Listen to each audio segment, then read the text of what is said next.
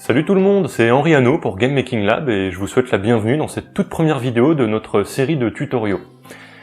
Alors aujourd'hui, on va pas vraiment mettre les mains dans le codage, on va pas s'occuper non plus de la création des éléments graphiques à proprement parler.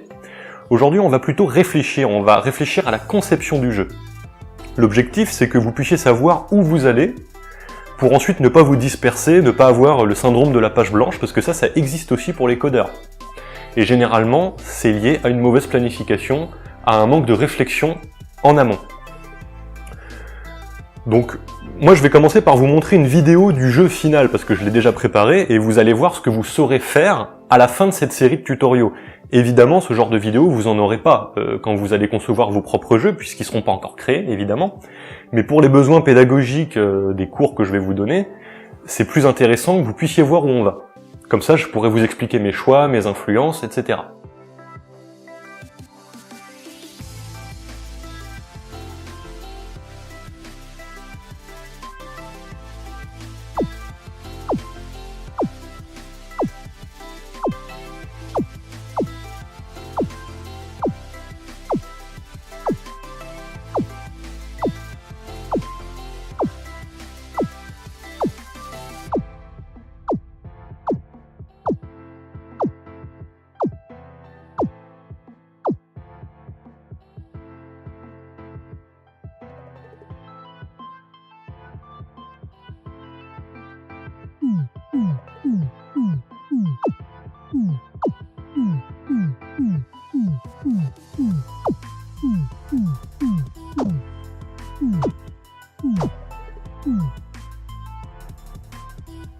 Donc voilà, comme vous pouvez le voir, c'est un jeu de tap-top, hein, vous connaissez très certainement ce jeu.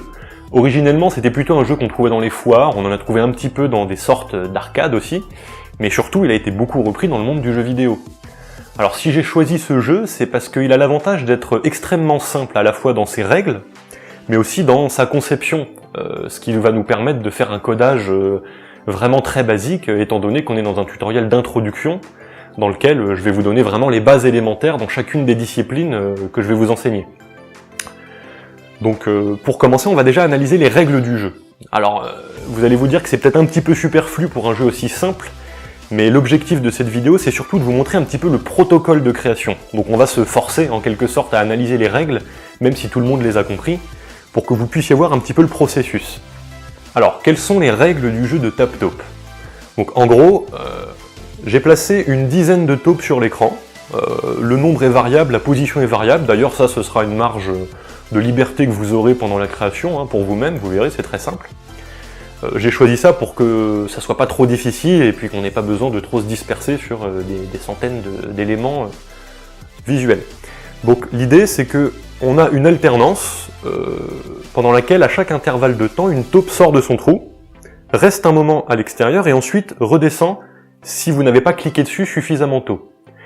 L'objectif c'est de cliquer sur la taupe avant qu'elle soit redescendue dans son trou, ce qui vous rapporte un point.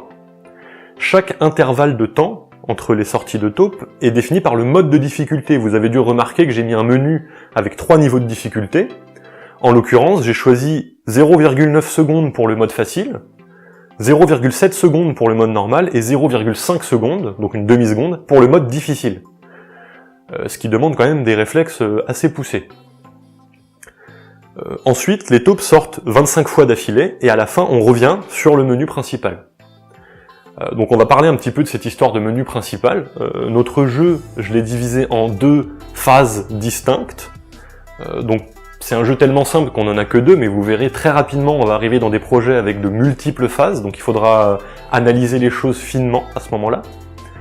On a le menu principal qui nous affiche un bouton nouvelle partie, les 3 boutons pour sélectionner le score, et éventuellement le score s'il y a déjà eu au moins une partie de réalisée. Sinon il affiche rien du tout, uniquement les boutons. Si vous cliquez sur nouvelle partie, on passe à la phase 2, qui comporte deux petites sous-parties. La première, c'est un compte à rebours de 5 secondes, qui permet au joueur de se préparer émotionnellement, de mobiliser un petit peu ses réflexes.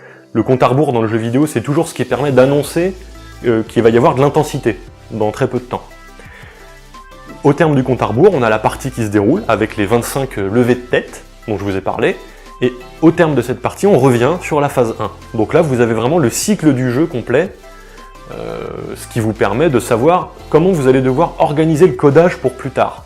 Donc encore une fois, je suis bien conscient que ça semble un petit peu simpliste comme jeu pour faire une analyse aussi poussée, mais c'est vraiment pour que vous puissiez acquérir ce réflexe. C'est dans votre intérêt plus tard d'apprendre à toujours, sur papier, coucher un petit peu toutes ces informations, savoir où vous allez, et vous verrez que votre codage sera beaucoup plus simple et beaucoup plus lisible, et même beaucoup plus rapide par la suite. Là, on vient d'analyser les règles du jeu, ça va nous servir ensuite pour le codage. Maintenant, on va analyser la dimension graphique du jeu. Ça, c'est ce qui va nous permettre de planifier la création des différents assets. Alors, vous voyez, j'ai choisi de la 3D. Alors, je choisis la 3D parce que, globalement, moi-même, je suis plus à l'aise dans cette technique, mais aussi parce que ça nous donnera quand même des possibilités créatives bien différentes par la suite, pour les tutoriaux suivants. Donc, si vous observez bien l'écran de jeu, vous verrez qu'il y a très peu d'éléments graphiques au final. J'ai essayé de faire une composition simple avec des objets simples pour pouvoir faire une introduction ensuite accessible pour la vidéo suivante. On a en gros les taupes, qui sont toutes les mêmes, hein. Ce sera l'élément le plus complexe à créer. On a les trous de taupes, les terriers, et on a la barrière qui est derrière, que j'ai rajouté vraiment dans un but purement décoratif. Donc dans la prochaine vidéo, je vous apprendrai à créer chacun de ces éléments avec Blender, un logiciel de 3D gratuit, open source. Ça va nous permettre de faire un objet très simple, assez rapidement, pour que vous puissiez vous familiariser avec les techniques de base de la 3D. Il y a un dernier élément graphique dont je vous parle quand même si vous n'aurez pas à le créer, c'est la police d'écriture pour le menu. Cette police, c'est tout simplement une police gratuite libre de droit qu'on va trouver sur dafont.com. Donc ça nous prendra 5 minutes. On arrive au terme de la phase de conception. Donc vous voyez, là c'était pas très long hein, pour un jeu comme ça, mais ça vous permet de voir un petit peu l'esprit. La semaine prochaine, on va commencer les choses concrètes, on va faire du graphisme. Donc vous allez créer tous les assets du jeu. Et les semaines suivantes, on commencera à attaquer le codage.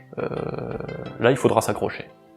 Donc je vous donne rendez-vous la semaine prochaine. Si la vidéo vous a plu, n'hésitez pas à en parler à vos amis, à partager, à vous abonner, puis à mettre un petit pouce bleu.